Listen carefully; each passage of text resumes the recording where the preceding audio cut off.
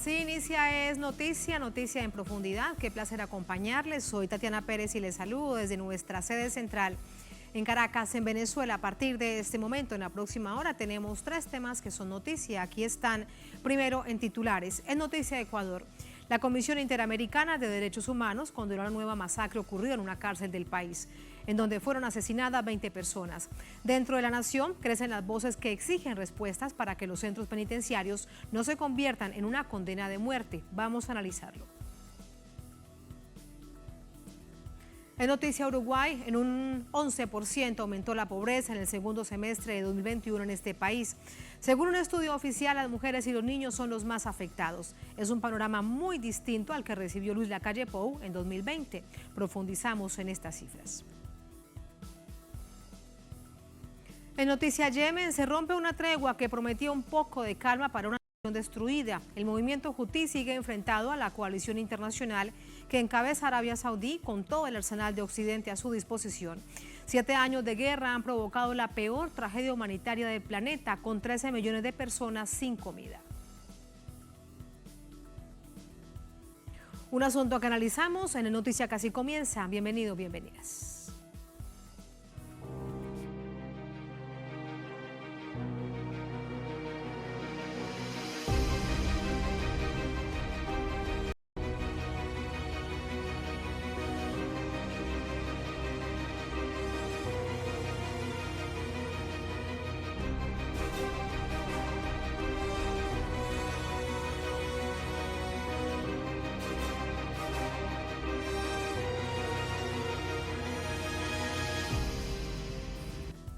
En Noticia Ecuador, la Comisión Interamericana de Derechos Humanos le recuerda al Estado ecuatoriano que es su deber garantizar la vida de los privados de libertad. Lo hace tras registrarse un nuevo motín carcelario en el que fallecieron por lo menos 20 personas.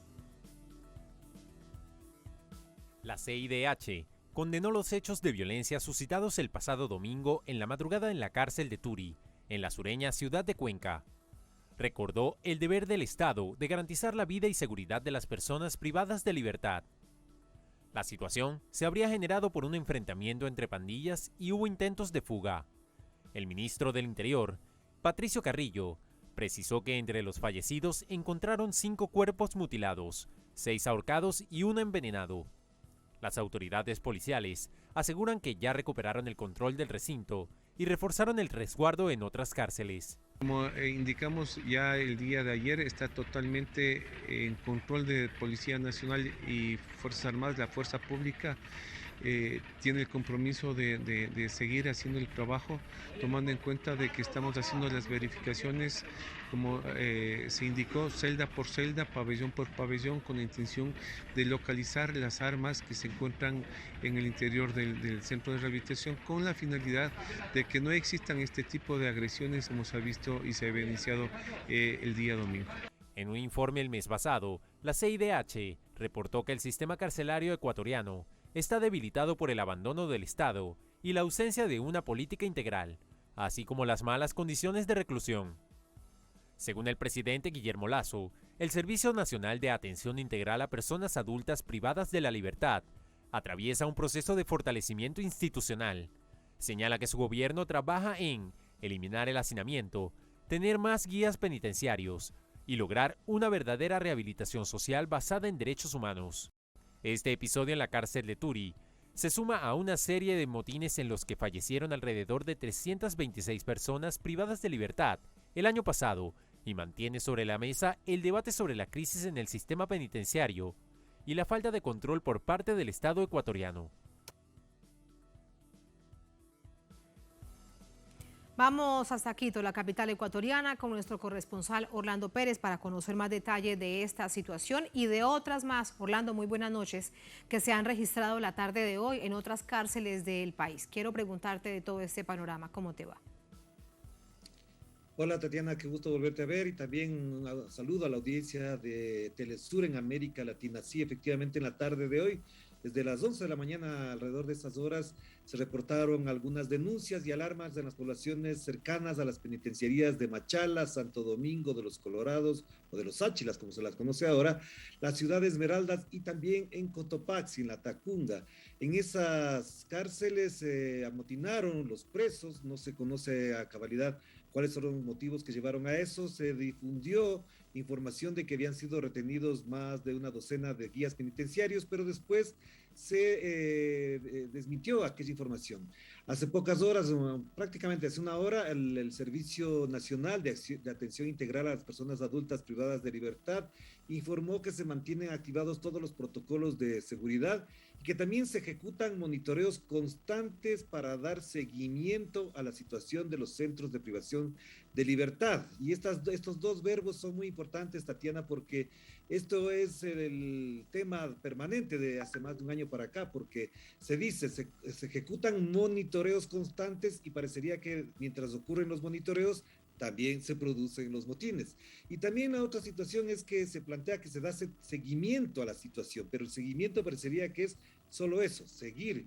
Y un elemento que añade más complejidad al asunto tiene que ver con que las autoridades de la policía, de los guías penitenciarios y el propio presidente de la República han reiterado más de una vez en los últimos meses que no van a permitir otros motines, pero cada vez que lo dicen ocurren nuevos motines. Entonces la pregunta es, ¿hay protocolos de seguridad que funcionan? ¿Se da de verdadero seguimiento a aquello? Y si no van a permitir más motines, ¿por qué siguen ocurriendo? Esto es lo que se plantea en el análisis de esta situación. Pero por otro lado, también es muy importante considerar que ahora ha surgido un nuevo elemento. Según el ministro del Interior, el general de policía Patricio Carrillo, les advirtió a quienes se amotinen que les van a llevar a la cárcel de La Roca, que es un centro de alta seguridad que estaba desactivado en la ciudad de Guayaquil y que supuestamente tendría todos los controles necesarios, la tecnología necesaria para aquello. Pero nadie asegura que si van llevando a unos, surjan y emerjan nuevos líderes de grupos criminales en el resto de las cárceles.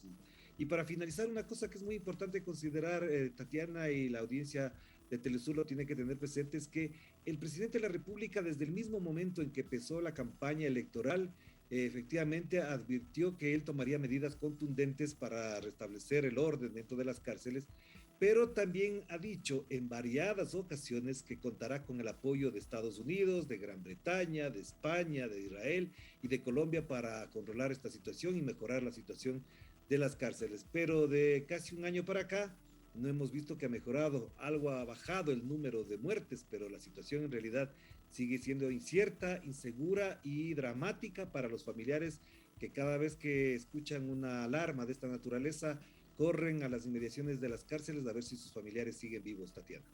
Es que, como lo decíamos en titulares, de alguna manera para graficar lo que esto significa y entrar a un centro penitenciario por la razón que sea, hoy en día aparece, Orlando, una condena de muerte en Ecuador. Es un asunto que vamos a analizar. Pero permíteme preguntarte algo más, porque hoy medios locales dicen que las autoridades, que el gobierno a su vez ha dicho que van a pedir apoyo a distintos gobiernos, pero que ahora es así. Lo que pasa es que no dicen más información, no cuentan nada más. Te pregunto si se sabe algo. No, eso te decía, Tatiana, que desde que anunció y desde que asumió el poder el presidente Guillermo Lasso Mendoza ha dicho que va a contar con la colaboración de Colombia en particular, de Estados Unidos también, obviamente de España, de Israel, de Gran Bretaña, pero hasta ahora no vemos absolutamente nada. Lo que se vio hace pocos días atrás es que el embajador de Estados Unidos en Ecuador, el señor Michael Fitzpatrick, ofreció una donación de $500,000 para fortalecer el sistema de justicia y combatir la corrupción. Pero también se conoce que efectivamente hay convenios bilaterales entre Estados Unidos y Ecuador para reforzar la seguridad en el combate al narcotráfico, pero parecería que eso en la práctica, dado los hechos, las circunstancias, ya no son apreciaciones ni personales, ni políticas, ni nada por el estilo. En la práctica eso no resuelve el problema, o al menos no tiene la eficacia que todos esperarían. Gracias, Orlando. Todos estos hechos vamos a sumarlos al análisis. Gracias, muy buenas noches, un abrazo. Un abrazo, Tatiana. Buenas noches. Para ello nos acompaña Carolina Andrade, ella es experta en temas de seguridad e inteligencia, nos acompaña desde Quito. Carolina, muy buenas noches, bienvenida. Hola, buenas noches, Tatiana. Un gusto saludarles y a toda la audiencia en América Latina también. Muchísimas gracias. Carolina, ¿por qué persiste esta crisis carcelaria? Si lo diseccionamos primero en algo que es absolutamente grave, pues la cantidad de muertos. Es que veíamos que se sumaban 20 muertos y además la manera en cómo han sido asesinados, pero son más de 300 en los últimos 2 años. ¿Por qué crees que persiste esta crisis? Exactamente, creo que hay un tema fundamental que lo mencionaba Orlando en su intervención, es la ausencia del Estado. Y lo que pasa en las cárceles en el Ecuador es solo un síntoma de esa ausencia, de ese abandono del Estado que inició en el año 2018 bajo el argumento de una reducción del tamaño del Estado. Entonces hemos tenido un cambio de prioridades en la conducción de las diferentes políticas públicas en el país. Dentro de eso, obviamente, la política pública de seguridad, pero también la política pública de rehabilitación social. Y esto se ve reflejado, y lo digo meramente, en una reducción tanto de los presupuestos como en cuanto a los recursos, no solamente a nivel económico, sino también en los recursos humanos y en los recursos tecnológicos que estaban en funcionamiento. No olvidemos que justamente el informe de la CIDH resalta eso. Solo en el año 2021 existieron 324 personas privadas de la libertad que perdieron su vida, un aumento de cerca del 587% en comparación al anterior año, en el 2020. Entonces, es un tema que ha venido poco a poco, fruto de esta ausencia del Estado, falta de control del Estado, de los centros de privación de la libertad, pero que también se observa en las calles, que también se observa en el territorio nacional, que ha generado un aumento nunca antes visto, un aumento histórico de la violencia e inseguridad en el Ecuador. Carolina, ¿y cómo explicar que ingresen armas de guerra, que lo reconocían las propias autoridades, fusiles de largo alcance, una cantidad de armas que en situaciones normales bien se sabe que son difíciles de conseguir, que son difíciles de adquirir? Exactamente, eso es todo lo que los ecuatorianos y las ecuatorianas se preguntan. Además, el actual presidente, que apoyó en la gestión del anterior presidente Lenín Moreno desde la Asamblea en los cambios de reducción del Estado, en la eliminación de presupuestos y sobre todo un tema fundamental en la eliminación del Ministerio de Justicia, que tenía bajo su responsabilidad la política pública de rehabilitación social y de manejo de los centros de rehabilitación social en todo el país. ¿Eso qué es lo que se tradujo? Se tradujo en una eliminación, por ejemplo, de las capacidades humanas, de guías penitenciarios que estaban en proceso de formación para no tener unas prisiones, unos centros de rehabilitación social militarizados o con presencia policial, sino con trabajo de guías penitenciarios formados para estos objetivos, con escáneres que puedan hacer un control efectivo de esto y que también se realice un proceso, un protocolo riguroso de seguridad de estas personas que están trabajando en estos centros de rehabilitación para poder evitar que sean cooptados por redes del crimen organizado. Pero todo eso desapareció y se transformó el Ministerio de Justicia a un Servicio Nacional de Atención Integral a Personas Privadas de la Libertad que no cuenta con el presupuesto adecuado para hacer adecuadamente su trabajo. Carolina, y estamos hablando que todas esas personas que han fallecido, como lo dicen las autoridades, las más de 300, incluidas las 20 en la cárcel de Turi, allí en Cuenca, responden a acciones del crimen organizado, del narcotráfico. ¿Es así como lo presenta el gobierno, una banda que se enfrenta con otra y entonces se asesinan, se acuchillan, se decapitan? ¿Es así como lo dice el Estado? Creo que esa visión es una visión bastante reduccionista la que presenta la visión oficial del gobierno en este momento, porque los datos lo que nos muestran es que, por ejemplo, el 70% de las personas que han fallecido en los centros de rehabilitación social no tenían un juicio condenatorio. Quiere decir que estaban esperando tener un proceso judicial, tener que el Estado les garantice este derecho. 85%, por ejemplo, de los homicidios, de las muertes violentas que se dan en las calles en este momento en el Ecuador, corresponden a jóvenes menores de 25 años. Entonces estamos viendo también hay un problema con unas raíces profundamente sociales que está afectando tanto a la juventud, a la niñez de nuestro país. Y también se encontraban en prisión preventiva el 39% de los casos de las personas que perdieron su vida dentro de las prisiones en las cárceles. Esto nos muestra también que no necesariamente todos esos casos y ese número de personas que han perdido su vida están vinculadas en su gran mayoría a cabecillas o jefes o responsables de estas redes de crimen organizado. Están pagando, digamos, los efectos de la falta de control y abandono estatal, personas que no han tenido ni siquiera el derecho de poder tener una condena de lo que habían sido acusados, y muchos de esos además por delitos menores. Entonces estamos viendo también cómo el Estado ha hecho y ha venido, no los olvidemos que ya van a cumplir 10 meses, ya se cumplieron 10 meses del actual gobierno en funciones, y desde el inicio de su gestión había indicado que el tema de seguridad sería una prioridad, lo cual no se ve realmente en la práctica, y se ve un sinnúmero de improvisaciones y de... Nota que existe ni una planificación ni una priorización en temas de capacidades y recursos. La ausencia de políticas públicas en una de las radiografías entonces es esto que estamos viendo en las cárceles. Acerca de lo que nos estabas también reseñando, el hacinamiento se calcula que está en un 469% en los últimos 20 años, el 40% de estos se encontraban en régimen de prisión provisional a la espera de sentencia. Dice además este informe, que es del propio gobierno, de las propias autoridades, 36.599 personas privadas de libertad en 36 centros. Es decir, que eso refleja también parte de lo que nos está diciendo, y el efecto que tiene, aquí está la pregunta, Carolina, como experta que eres, que tiene este nivel de violencia como consecuencia de este hacinamiento. Bueno, el nivel de violencia que estamos viendo también es una consecuencia de esa falta de, como mencionaba, de priorización. Hace ya varios meses que el gobierno dice que va a realizar un análisis y presentar un plan para reducir este hacinamiento, para mirar quiénes son esas personas que se encuentran en ese 40-60% de personas privadas de la libertad que ya han cumplido un porcentaje importante de sus penas, o que se encuentran esperando una condena, etcétera, y poder tomar a las personas de delitos menores y poder entregarles medidas provisionales, pero eso no ha sucedido. Entonces realmente vemos que no hay una priorización de eso, y claramente está el componente de organizaciones que están buscando controlar las prisiones en el país, pero también está el componente de la parte más humana y de las prisiones que se han abastecido, están repletas de personas con delitos menores, y el abuso excesivo de la prisión preventiva y el no otorgar otras medidas, otro tipo de medidas. Sí, Carolina, sumando dos hechos, te pregunto la vinculación de la corrupción estatal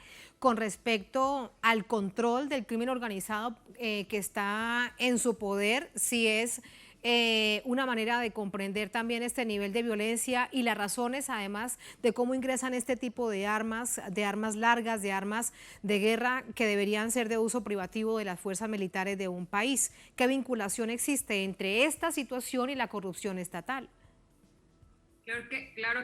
Creo que es evidente, ¿no? Las acciones, cómo es posible que ingresen ese tipo de armamentos si se supone que existe un control por parte de la fuerza pública de estos centros de privación de libertad. Entonces ahí estamos viendo que se están vulnerando esos controles, posiblemente a través de un involucramiento de ciertos miembros de la fuerza pública que permiten el ingreso de estos armamentos pesados dentro de los centros de privación de la libertad. Y claro, también es por otro lado, como decía, lo que sucede dentro de las cárceles es solamente un síntoma de lo que estamos viendo en las calles en el país también. Hemos visto un periodo de violencia histórica, decapitados colgando por los puentes en el Ecuador, masacres en zonas muy vulnerables de ciudades como Guayaquil, que ingresó recientemente para vergüenza de los ecuatorianos en el listado de las 50 ciudades más peligrosas en el mundo, donde se registran asesinatos y muertes violentas casi todos los días, y todo eso estamos viendo en un contexto de crisis económica, personas que siguen abandonando el país, que buscan migrar de manera forzada a otros países sin medir consecuencias, un aumento de la pobreza, de la extrema pobreza en el Ecuador, y sin una visión desde el Estado, desde el gobierno, de plantear una intervención integral que no vincule solamente a mayor presencia militar y policial, tanto en las calles como en los centros de privación de la libertad, sino una intervención integral que venga acompañada de políticas públicas para inclusión económica y social de poblaciones vulnerables, acompañamiento en temas de salud, educación, deporte y también de presupuestos para que podamos reconstituir la convivencia ciudadana. Claro, todo esto producto, como bien dices, como parte de la ausencia de política pública de tantos años, de una manera estructural.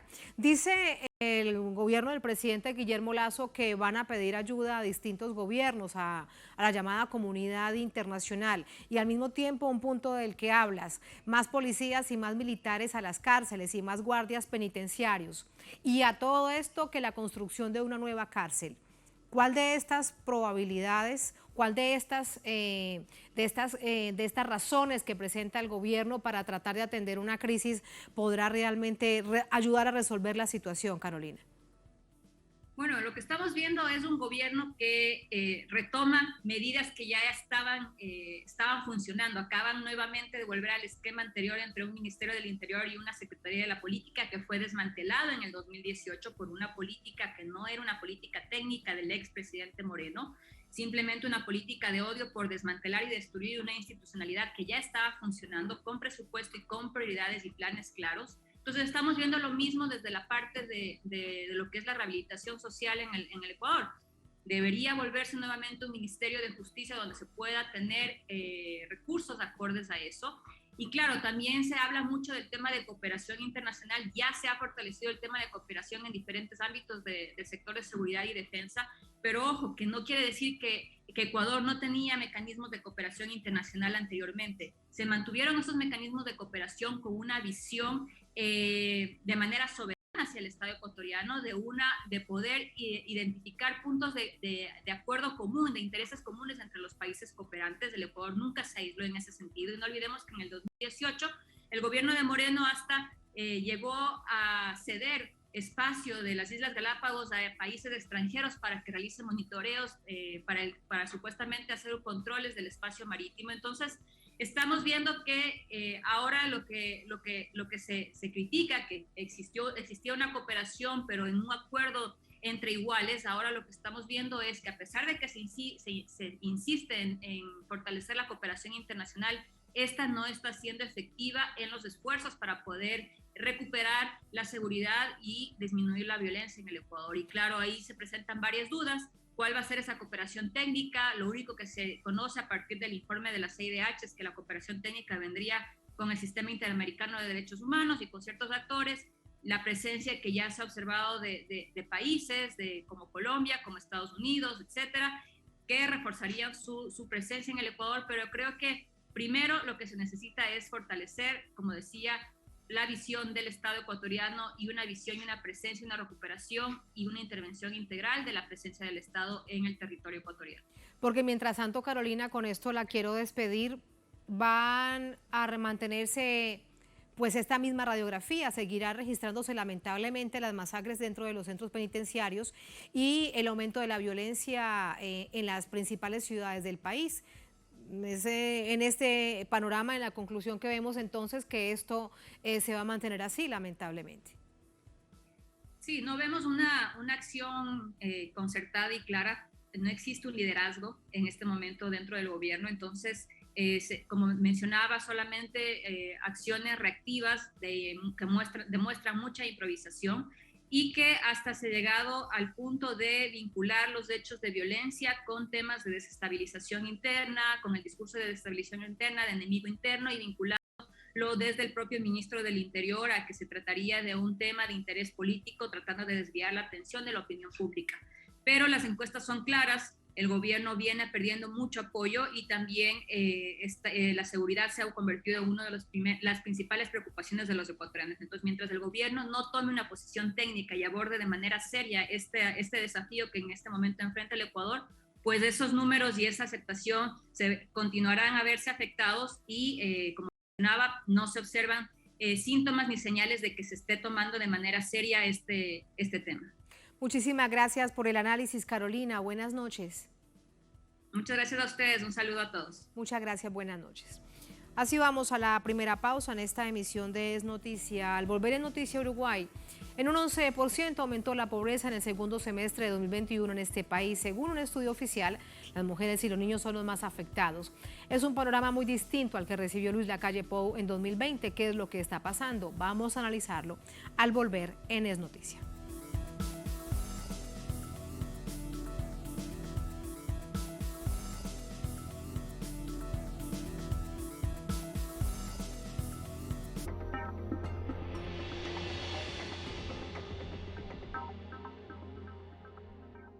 El país avanza de menos a más.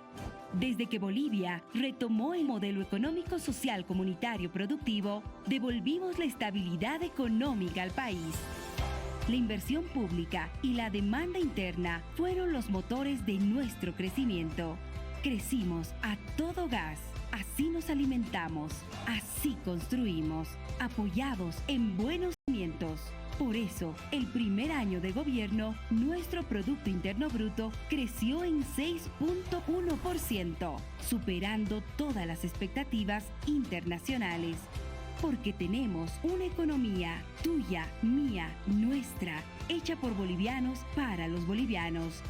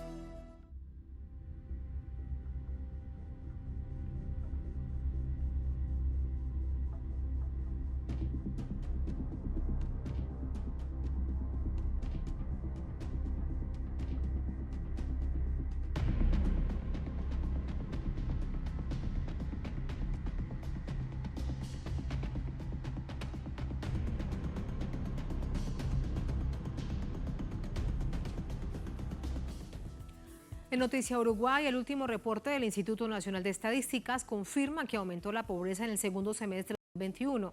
Desde Montevideo, nuestro corresponsal Mateo Grillé nos cuenta. La Cantera de los Zorros es un asentamiento del barrio Tres Ombúes, al oeste de Montevideo. Allí vive María Gómez, entre casas de bloques y de chapas. María crió a sus hijos trabajando en un carro donde clasificaban basura. Según María, antes el dinero apenas le alcanzaba, pero ya ni siquiera eso. Desde hace meses la situación económica está mucho más difícil para quienes no tienen un trabajo fijo como sus hijos. Se aumenta, sí, está muy para arriba de la gente que no tiene un trabajo fijo, como mis hijos, que no tienen para dar comer a los hijos, tienen que salir a requechar y no tienen estudios. Y yo toda la vida crié a mis hijos con carro de mano, no tengo vergüenza de decirlo. Y está. Y esa es la vida. Y si no tenés plata, ninguno nos fía. La situación de María es la de miles de uruguayos. Según el último reporte del Instituto Nacional de Estadísticas, en Uruguay la pobreza aumentó en el segundo semestre del año 2021 y ya llegó al 11%, un incremento del 20% respecto a los niveles prepandemia. Hoy hay en el país 66.000 personas más bajo la línea de pobreza de lo que había en marzo del 2020, cuando Lacalle Pou asumió el gobierno. Estos números, además, pueden verse incrementados dada la constante baja de salarios y jubilaciones. Él me dice que está todo caro. Está todo caro, caro. Y sí, mi hijo va a comprar un pan. Antes un pan estaba poner 15 pesos. Y ahora está una bolsa de pan está 50 pesos y en otro lado, viste, como no hay control. Mamá. ¿Qué, mi amor? ¿Qué? Ya viene, mamá, ya viene. Los datos oficiales también muestran un sesgo doloroso. Según el Instituto Nacional de Estadísticas, la pobreza tiene el rostro de niño y creció mayormente en la franja de menores de 6 años, pasando de 16.1% en la primera mitad de 2021 a 21% en la segunda. Y también subió en la franja de 6 a 12 años, de 13 a 17 años y de 18 a 64 años. En la franja de mayores de 65 años bajó un 0.2%.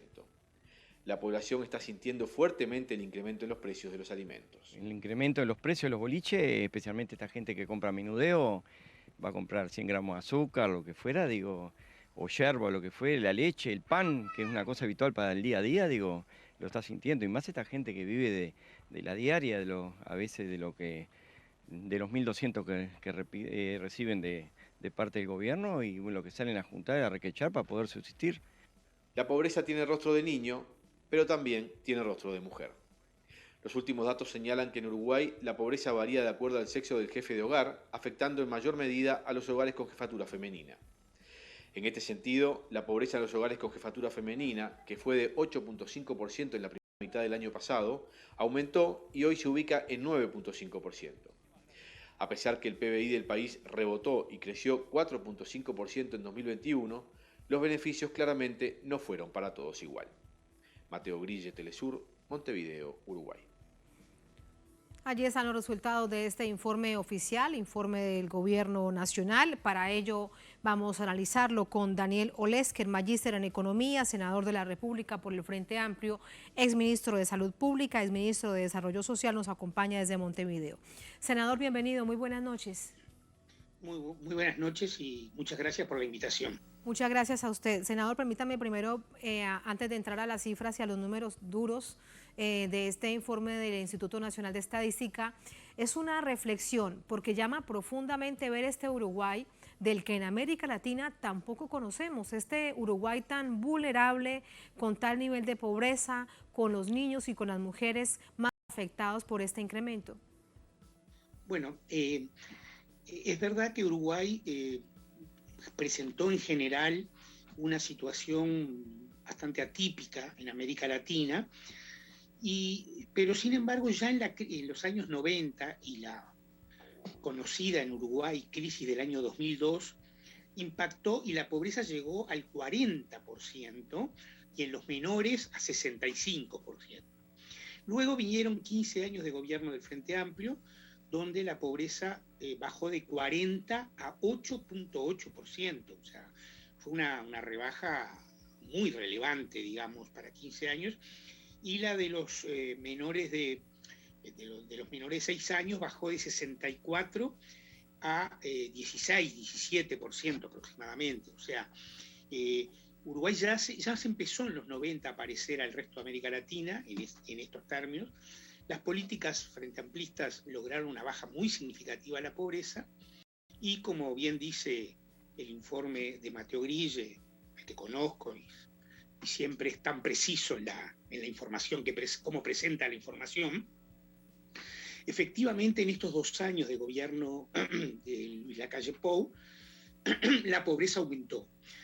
Aumentó mucho en el primer año, 100.000 personas quedaron bajo la línea de pobreza, y luego, en un marco de crecimiento importante de la economía, ahora iremos un poco al análisis cuando ustedes lo dispongan, pero a pesar del crecimiento importante, solo 36.000 de ellas lograron salir de la pobreza, y hoy con una economía ya recuperada y ya pujante, los resultados no se ven en la gente, y hay 66.000 personas más en situación de pobreza que la que había al finalizar el gobierno del Frente Amplio. Senador, ese es el contexto, digamos, sí, ¿no? Ese es el contexto sobre lo que deseaba escuchar su reflexión. Estas son las estadísticas que presenta una institución del Estado. La pregunta es, ¿cuál ha sido el punto clave para llevar a este aumento de la pobreza? Usted bien estaba recordándolo. Y además por los sectores donde más se ven visto afectados, los niños de 6 años, los niños hasta 12 años y las mujeres. ¿Cuál ha sido el punto clave para este deterioro?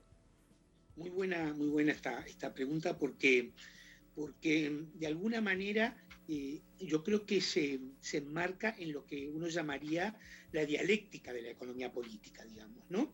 Es decir, una economía cuyo Producto Bruto Interno ha crecido en el 2021, cuyas exportaciones están muy superiores a las que había prepandemia, o sea, un despegue exportador muy grande, aunque en Uruguay, como es en Venezuela y como seguramente es en la mayor parte de los países de América del Sur, el alto contenido primario que tienen las exportaciones hace que su efecto hacia el resto de la economía no sea potente, digamos, ¿no? Entonces, cuando uno quiere buscar la explicación, básicamente hay 4 explicaciones que a mí me gustaría, me gustaría reflexionar. Primero, que en estos 2 años hubo una caída muy importante de los salarios. En Uruguay es una economía, y ahí vuelvo a lo que tú me decías al principio de las diferencias con el resto de América Latina, muy salarizada. Es decir, 2 de cada 3 hogares en Uruguay viven de un salario como ingreso principal. Y el salario real, que había crecido mucho en los 15 años previos, cayó en el 2020 y cayó en el 2021. Y los salarios más bajos cayeron más que los salarios medios, digamos, ¿no? En Uruguay además existe una regla por la cual las jubilaciones se ajustan por lo que hayan aumentado los salarios. Entonces, una caída de 2 años consecutivos de los salarios tiene como consecuencia, y este es mi segundo punto de explicación, una caída también de las jubilaciones, el otro componente fundamental del ingreso. En tercer lugar, el Estado hizo un ajuste fiscal muy duro, bajando la inversión pública, bajando los gastos en salud, los gastos en educación, los gastos en vivienda. Aproximadamente entre las 3 áreas de política social, salud, educación y vivienda, se bajaron un orden aproximadamente de 200 millones de dólares en los 2 años, digamos, tanto en el 20 como en el año 21. Esa es la tercera razón. Es decir, al bajar el gasto público social, baja el acceso de las personas a la salud, a la educación, a la vivienda, y eso contribuye, digamos, a este resultado en materia de pobreza. Y la cuarta razón, salarios, jubilaciones, gasto social. Y la cuarta, que se ha notado mucho, de hecho hoy en el Senado este fue el punto central de nuestra discusión con el gobierno, ha habido una disparada de precios, en particular de los precios de los alimentos, que nada tiene que ver con la guerra entre Rusia y Ucrania, porque esta es del 25 de febrero del 2022, y la disparada de precios en Uruguay empezó entre septiembre y octubre del 21, fruto de que el gobierno reajustó tarifas públicas, básicamente combustible, electricidad, muy fuertemente, como método para mejorar la recaudación fiscal, y porque hubo un remarque de precios muy importante de parte de las grandes cadenas oligopólicas o monopólicas de producción y comercialización. En este punto, senador, ¿hubo negociación con el sector privado también para que esto incida en el alto costo de los alimentos? Porque se quejan cada vez más los uruguayos y uruguayas de ello. Bueno, ahora voy a eso. Dicho estos 4 puntos, estas serían las 4 causas, ¿no? Ahora voy a eso. Hoy, justamente en el Senado, discutimos una eliminación del IVA a los productos panificados, y hace una semana al asado, a la carne con hueso, digamos. Es absolutamente tardía esto, o sea, llega cuando la inflación ya se disparó, o sea que si lograra un objetivo de frenar el aumento de precios, lo hace en un nivel tan alto, con salarios y jubilaciones tan alicaídas, que no tiene ningún valor. Pero además es insuficiente. En la canasta familiar, la carne y los panificados, entre los dos pesan un 3% del consumo familiar. No se habló del arroz, no se habló de la harina, no se habló de los combustibles como el supergas, el gas licuado de petróleo, digamos, ¿no? Lo que nosotros llamamos supergas, que es con la que se calienta las casas y con la que se cocina. O sea, una regulación de precios a través de la baja de sus impuestos de 2 productos y tan tardía no va a tener ningún efecto, porque no sé cómo es allí, pero en Uruguay los ingresos se ajustan en enero. O sea, los trabajadores y los jubilados no van a tener un nuevo ajuste hasta enero del año que viene. Y sin embargo, la inflación, 3 primeros meses, fue 4,5% y el ajuste de jubilaciones fue 6,16%. O sea, para tener una idea de la magnitud, los jubilados en 3 meses, la inflación les comió el 80% del aumento que tenían otorgado por 12 meses de vigencia, digamos, ¿no?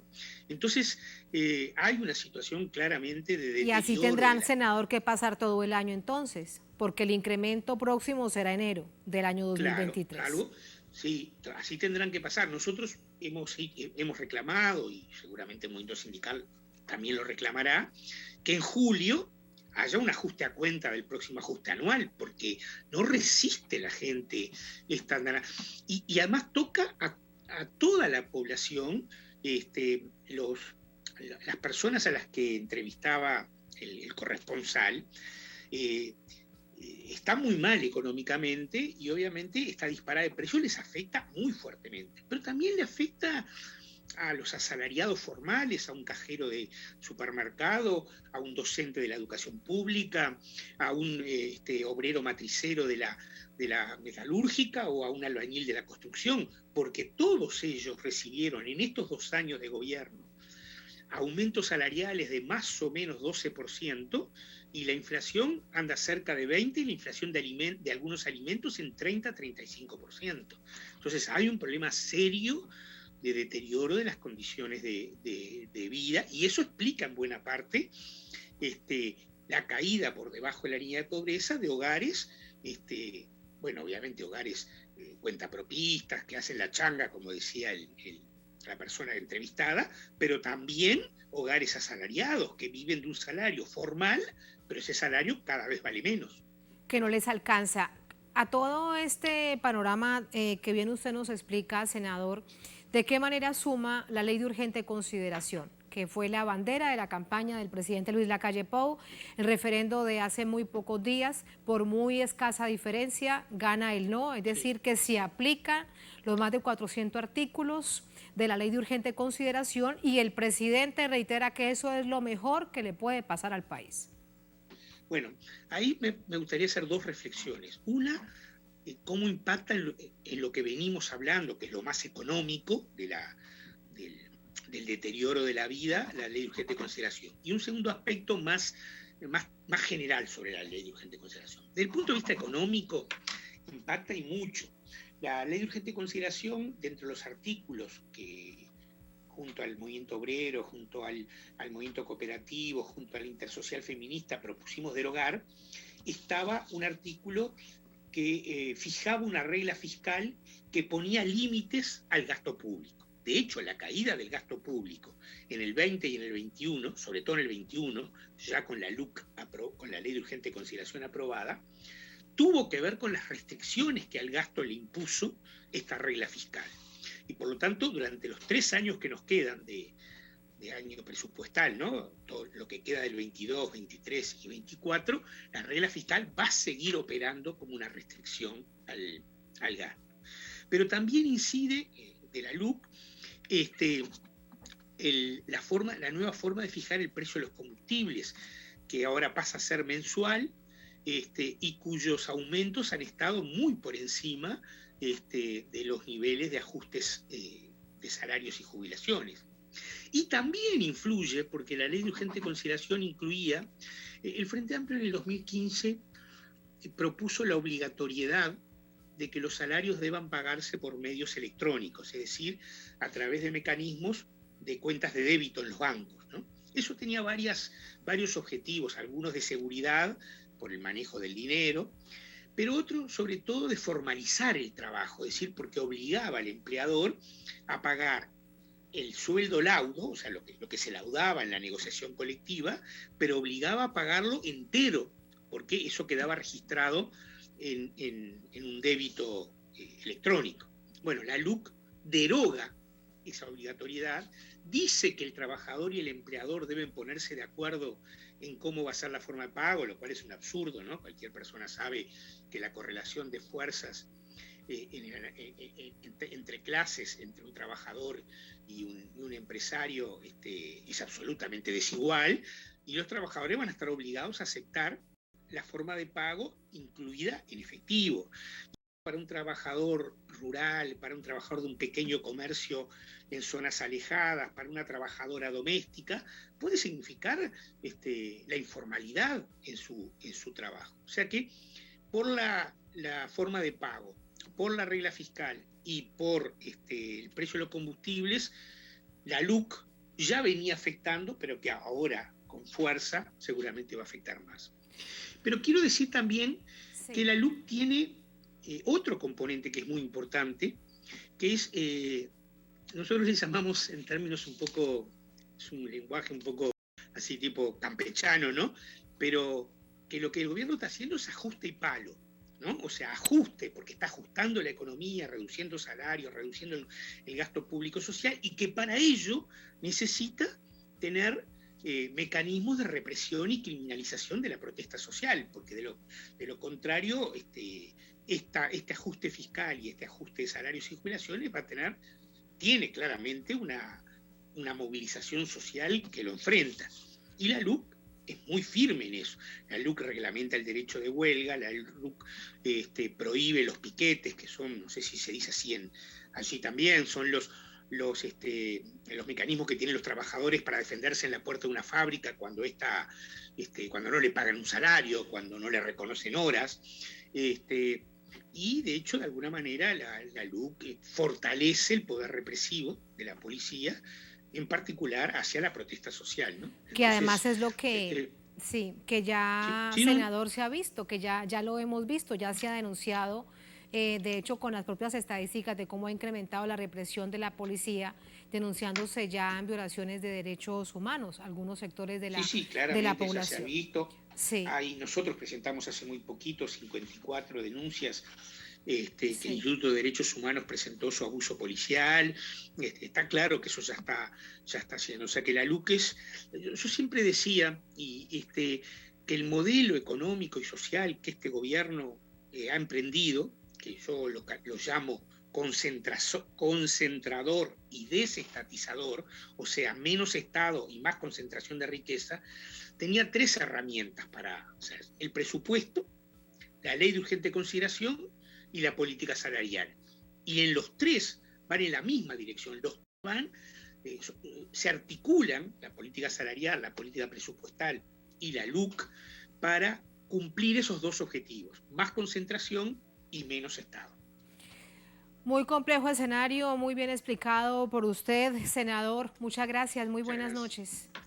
Bueno, muchas gracias a ustedes y espero que haya sido útil mi participación. Muy útil y muy explicativa. Muchas gracias, buenas noches. Bueno. Así vamos a la última pausa en esta emisión de Es Noticia. Al volver en Noticia Yemen, se rompe una tregua que prometía un poco de calma a una nación destruida. El movimiento Houthi sigue enfrentado a la coalición internacional que encabeza Arabia Saudí con todo el arsenal de Occidente a su disposición. 7 años de guerra han provocado la peor tragedia humanitaria del planeta, con 13 millones de personas sin comida. Vamos a analizarlo al volver en Es Noticia.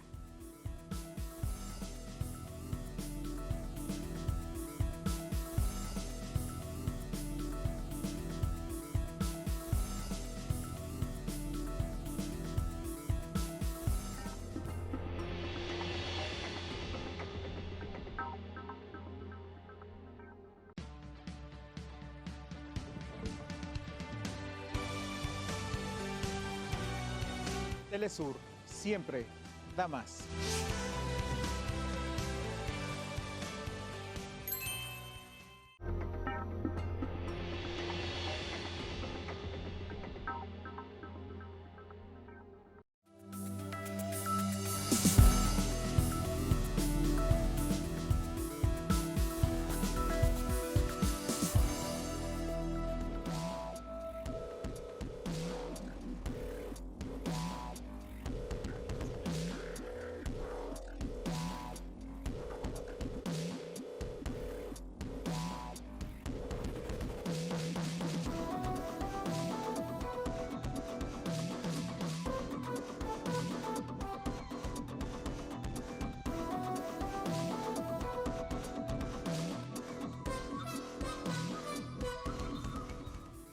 En Noticia Yemen, la tregua mediada por la Organización de Naciones Unidas fue violada a pocas horas del anuncio de su inicio, van por ambas partes. El alto al fuego entre los hutíes y el gobierno no ha sido posible. Gobierno y rebeldes se acusan mutuamente de violar la tregua alcanzada el pasado sábado 2 de abril. El alto al fuego tenía que durar 2 meses. en un conflicto que opone a los rebeldes hutíes y al gobierno central yemení, apoyado por una coalición liderada por Arabia Saudita. Sin embargo, apenas 5 horas después del inicio del cese de hostilidades, los rebeldes hutíes declararon que alrededor de 36 bombardeos fueron realizados por el ejército oficialista contra sus objetivos e instalaciones, y según fuentes militares progubernamentales, las fuerzas rebeldes operaron en la provincia central de Marib, avanzando en 3 frentes y en la provincia suroccidental de Taiz. El conflicto bélico en Yemen ha generado la crisis humanitaria más grande del mundo. Según el Programa Mundial de Alimentos de la ONU, 13 millones de yemeníes corren el riesgo de morir de hambre por la prolongada guerra civil y la poca ayuda humanitaria que no alcanza para la demanda de la población. Es la principal razón por la que la ciudadanía se había manifestado esperanzada ante la llegada de la tregua. Esperamos que la tregua pueda tener éxito y esperamos que pueda conducir a una solución política que satisfaga a todas las partes. Esperamos que esta tregua traiga cambios sustanciales, en lugar de solo hablar en la televisión. Más de 2 millones de niñas y niños de Yemen en edad de escolar no asisten a la escuela. Además, muchos centros educativos han sido bombardeados. Así lo refleja un informe de la UNICEF del 2021. Los problemas de salubridad y la atención médica están en las peores condiciones, no solo por el conflicto armado que está desde 2015, sino por la pandemia del coronavirus. La guerra de Rusia y Ucrania también ha afectado al país más pobre de la península arábica, ya que el 50% del consumo del grano es proveniente de Ucrania y los precios se han elevado fuertemente. La guerra en Yemen ha causado que la población carezca de casi todo: electricidad, agua potable, gas, gasolina y de ayuda humanitaria suficiente para evitar la hambruna. Ahí están los hechos de una guerra silenciada. Para ello nos acompaña Pablo Jofré para el análisis de esto. Es escritor, es periodista, analista internacional, nos acompaña de Santiago de Chile. Pablo, muy buenas noches, bienvenido. Tatiana, muy buenas noches, un agrado escucharte. Muchas gracias. ¿Por qué crees que hay tanto silencio de esta situación tan dramática que se está viviendo desde hace 7 años en Yemen? Porque a esa comunidad internacional hipócrita, conformada principalmente, y hablo de esa comunidad, en general se suele hablar de la comunidad internacional como aquel grupo de países e instituciones que tienen un concepto de democracia muy particular. Pero esa comunidad internacional, liderada por Estados Unidos, secundada por países europeos, gran parte de la Unión Europea, y que además participan de ella indudablemente todas estas instituciones internacionales que son chantajeadas, saboteadas, presionadas por los países que te mencionaba y las regiones que te hacía mención, como es la propia Organización de Naciones Unidas, en el caso de América Latina la OEA, la propia Unión Europea y sus organismos políticos, económicos, todos aquellos callan porque indudablemente Yemen representa una espina clavada en la dignidad de esta humanidad que se comporta en forma indigna, ¿no? Y digo que clavada en la dignidad porque Yemen es un país que está sufriendo una agresión hace 7 años, ya van cerca de 400.000 muertos, destrucción absoluta de su infraestructura, bloqueada en forma aérea, terrestre y naval, atacada por una coalición encabezada por Arabia Saudí y otros miembros como Emiratos Árabes Unidos, Marruecos, Sudán, Egipto, y ahí ya te vas dando cuenta que en definitiva esta comunidad internacional calla porque se trata de aliados. Y esta comunidad hipócrita, de doble rasero, de esta doble cara, claro, calla absolutamente cuando se trata de los crímenes de sus aliados y aliados de esa importancia, sí, que les compra miles de millones de armas para dinamizar la industria militar de Occidente. Pablo, pero es muy dramático. Es muy dramático porque hay 13 millones de personas que no tienen literalmente que comer, pero lo dice Naciones Unidas con todas las estadísticas. De hecho, hace muy poco creó toda una campaña con actrices y actores norteamericanos para recaudar fondos, pero cualquier cosa que se recaude resulta poco para lo dramático de la situación humanitaria, la peor del planeta. Pero permíteme ser cínico, Tatiana, ¿no? ¿De qué sirven esas campañas internacionales y unos cuantos lloriqueos de artistas internacionales que llaman a reunir fondos para ir en ayuda de lo que los propios países donde esos artistas viven son los que propician esos ataques, ¿no? La venta de armas a Arabia Saudí proviene principalmente de Gran Bretaña, de Francia, Alemania, de Suecia, de Estados Unidos. Es decir, los mismos miembros de esas sociedades que propician sus gobiernos estas agresiones, estas cifras absolutamente abismales, 22 millones de personas que necesitan ayuda humanitaria, de un total de casi 30 millones de yemeníes, 2,5 millones de niños y niñas sin asistir a su escuela. Estamos hablando de cifras que conmueven, pero sabes, Tatiana, se trata de árabes, son pobres, no son blancos, no tienen los ojitos azules, no están en Europa, no están invadidos por ese oso ruso, ¿no? Que tanto temor le causa a Occidente. Entonces, no se prenden las luces de la Torre Eiffel o de la Scala de Milán o el Opera House de Sydney. No están las luces de la bandera de Yemen en esos edificios, pero sí están los de Ucrania. Y eso te demuestra el doble rasero y la hipocresía de esta comunidad internacional y de esos países que se llenan la boca de democracia, pero cuando se trata de denunciar a estos reyesuelos corruptos de monarquías feudales, como es el caso de la monarquía saudí o la monarquía marroquí, que además agrede, ocupa y coloniza al pueblo saharaui, o los Emiratos Árabes Unidos, que vive de oropeles y edificios monumentales, pero que tiene a una población sometida y a millones de inmigrantes viviendo en condiciones de pobreza, o el mismo caso de Egipto, que es una dictadura propiciada, apoyada y avalada por Estados Unidos y los países occidentales.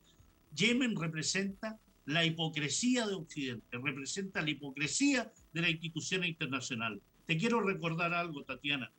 Cuando estaba Ban Ki-moon como secretario general de la ONU, se sacó un documento por parte de la UNICEF que señalaba la responsabilidad de Arabia Saudita en la muerte de miles de niños yemeníes y llamaba, por tanto, no solo a denunciarlo, sino que a generar acciones internacionales para impedir eso. Por ejemplo, aplicar la Carta de las Naciones Unidas en su capítulo 7, porque Arabia Saudí representa una amenaza a la paz.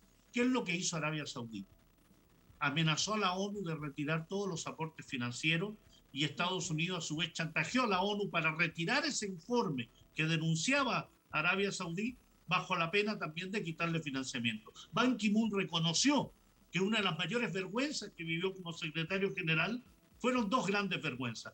Uno, la situación del pueblo saharaui bajo la ocupación marroquí y haberla aceptado, no haber hecho nada, y la vergüenza de haber aceptado retirar un documento condenatorio contra Arabia Saudí. Todos los años se condena a Arabia Saudí, pero nunca aparece en los escritos oficiales porque logra a través del dinero comprar voluntades, comprar la política, comprar a estos países supuestamente democráticos, con gobiernos supuestamente democráticos, pero que son simplemente totalitarios, absolutamente agresivos contra cualquier país que mires. Libia, Siria, Irak, Afganistán, en este caso Yemen. No se hace nada porque la hipocresía impera, Tatiana.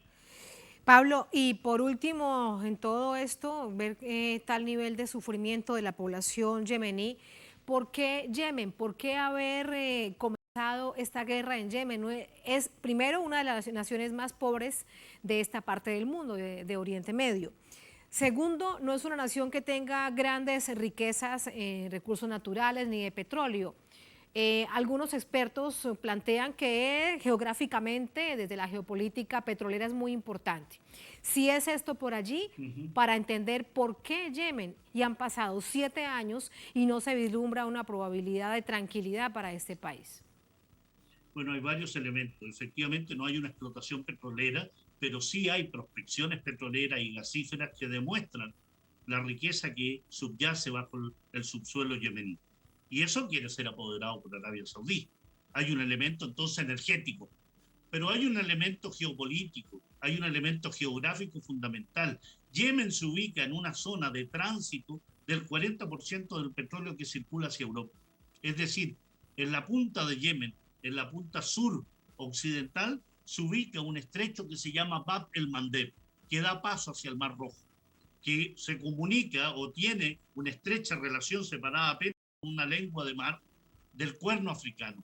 Es decir, una zona estratégica fundamental que quien la controle puede controlar sin duda el paso de los barcos y los supertanques que pasan por ahí. Porque se encuentra frente a Djibouti, donde hay bases militares norteamericanas, españolas, hay también chinos, hay italianos, hay franceses. Es una zona entonces de incursiones, de pensamientos, de prácticas, de visiones geopolíticas muy importantes. Es zona de tránsito de supertanques, sí, pero también de flotas militares, flotas navales, como es el caso de la flota del Golfo Pérsico de Estados Unidos radicada en Bahrein, que sale del Golfo Pérsico, cruza otro estrecho importante como es el estrecho de Hormuz para salir al Océano Índico y luego atravesar toda esa zona de Bab el-Mandeb, entrar al Mar Rojo, cruzar el Canal de Suez y llegar al Mediterráneo. Fíjate la zona importante que estamos hablando, donde incluso el sionismo ha llegado a acuerdos con Arabia Saudí para apoderarse de islas que pertenecen a Yemen.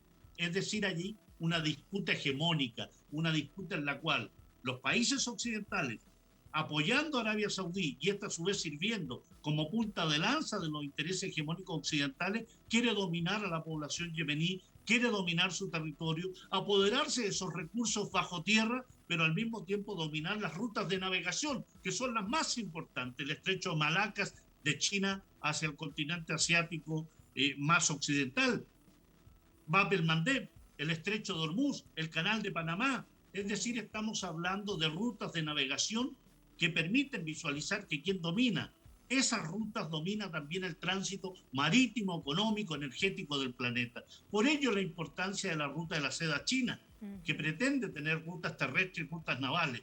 Hay aquí una disputa hegemónica muy importante que tiene lamentablemente a la población yemení, que es la que sufre la muerte, la destrucción, los heridos, este bloqueo que lo tiene en una catástrofe humanitaria enorme. Y mientras tanto Occidente, Tatiana, derrama algunas lagrimitas, saca algunos artistas para llorar por Yemen, pero no llegar al fondo del asunto, que es obligar a Arabia Saudí a detener esta agresión criminal de crímenes de guerra, de crímenes de lesa humanidad, que lo hace merecedor a ser castigado y aplicarle ahí el capítulo 7 de la Carta de las Naciones Unidas. De otro modo, simplemente va a seguir la impunidad y el aval de Occidente con respecto a estos crímenes.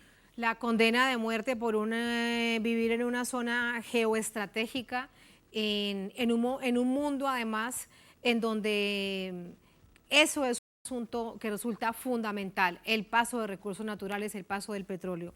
Muy grave y muy triste además por las cifras que van además en aumento, Pablo, y se percibe además que no tiene solución lamentablemente. Muchísimas gracias por ese análisis, muy buenas noches. Gracias a ti, Tatiana, un abrazo. Muchas gracias, buenas noches. A ustedes gracias por habernos acompañado, ponemos punto final a esta emisión de Noticia. Un placer como siempre, sigan con nosotros, hasta mañana.